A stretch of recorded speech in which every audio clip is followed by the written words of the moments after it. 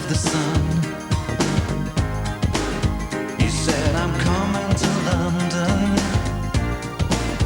I'm gonna have some fun.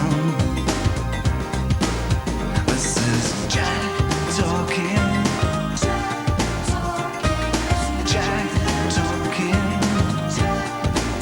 He said, phew, I nearly got married to the bride in black. You know, she was always so angry. She's always ready to attack.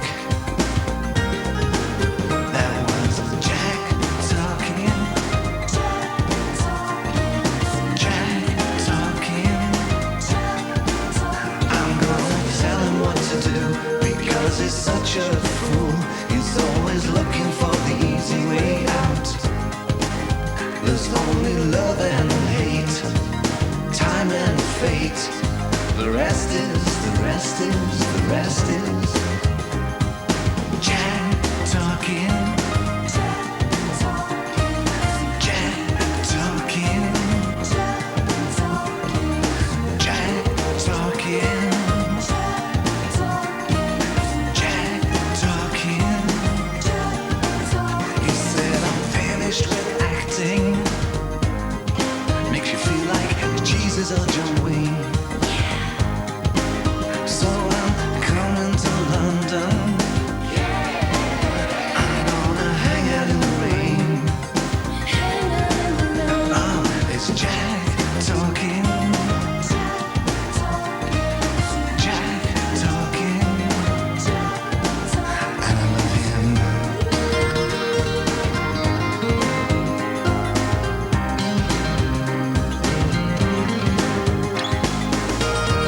He's divine.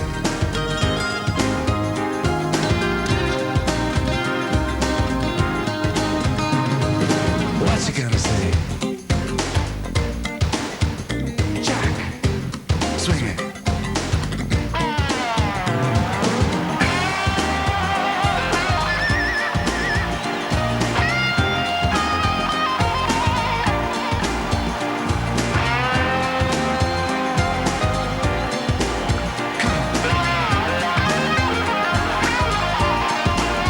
I'm gonna tell him what to do because he's such a fool.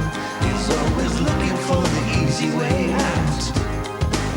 There's only love and hate, time and fate.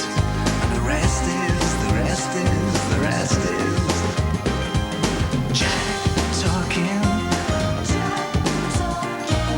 Jack talking.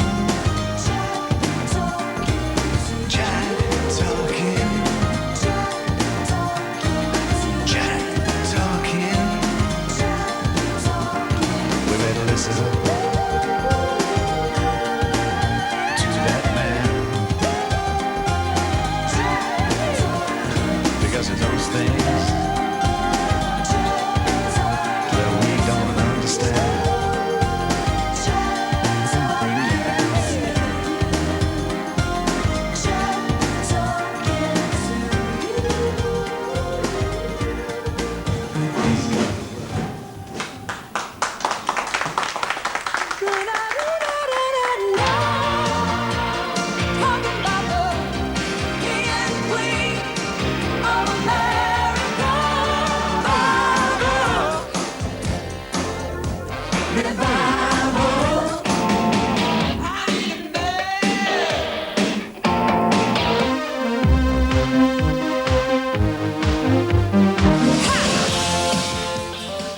Welcome, Dave Stewart, and your spiritual cowboys. Thanks.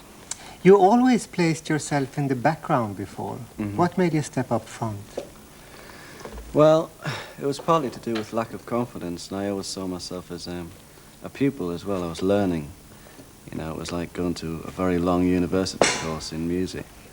And, you know, I've worked with so many people and learned so many things from that, and I'm glad that I stayed that way. But about a year ago, a lot of people around me who'd heard things that I'd written for myself were suggesting that I do something on my own. And about October of last year, I decided to and wrote 40 or 50 songs, and we started recording in February. Rang up all of these people behind me, who I knew should be the people that I want to play with live, and we went in the studio together. It's a great dress. It's a suit, actually.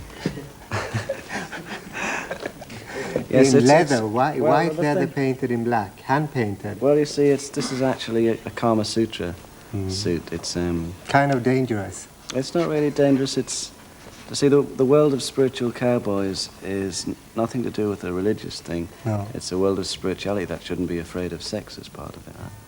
Do you think we need a new spirituality today? Yeah, well, I don't think we need a new one. I think we need one. Yes? Need some. Yeah, I think that the world is just living a lifestyle that's been sold to them by corporations and advertising companies, and everybody's actually forgotten that they're just living part of a movie. And there's something really missing in the souls of people at the moment. I mean, you sing a lot about love and care and so on, and that's something that's become kind of a cliche today. I don't particularly sing a lot about love and care. I sing about the wasteland that we're living in and the sickness that's inherent of most men nowadays. And then I sometimes resolve it with the only solution is some kind of spiritual love that people could share with each other and actually start to get to know themselves as well as each other. But I mean, artists of today, they like to speak out about starvation, about apartheid, about racism, AIDS and so on. And then in the next minute, they're all sponsored by Coke and McDonald's. Yeah, it's something I've always thought was completely hypocritical. And something that I think is destroying pop music as an art form. It's just becoming a very bland, something you would hear in the background nowadays, because the artists who could actually speak out and say something, as you say, are just using their music to sell products. And it just adds to the symptoms I was describing before, where the whole world's becoming this massive consumeristic society that doesn't really understand anything about the complexities of the problems in the world, you know. But don't you think that a good cause could be sponsored by Adidas? Well, you'd have to look right into it. Adidas might be a company that employs, abuses people's, work, and, pays them hardly any money, and, where do they get the rubber from, where do they get, you've got to look into it. Yeah, some good cause might be able to. I suppose a lot of the companies are making obligatory little, like McDonald's are having little places, nurseries for children and things like this, but it's really just a tiny little speck on the map, really. It's something for the image, maybe. Yeah. But as a rock star, you live a very mirrored life all the time. Especially with these glasses. Yes. But can you keep in contact with everyday life? Well, yeah, I think that I did various things when we got very successful to make sure that I did. One was form Anxious Records, which has new young artists on the label, and I'm always, even though I might be doing well, I'm always hoping that, they do well. And, I tend to love people.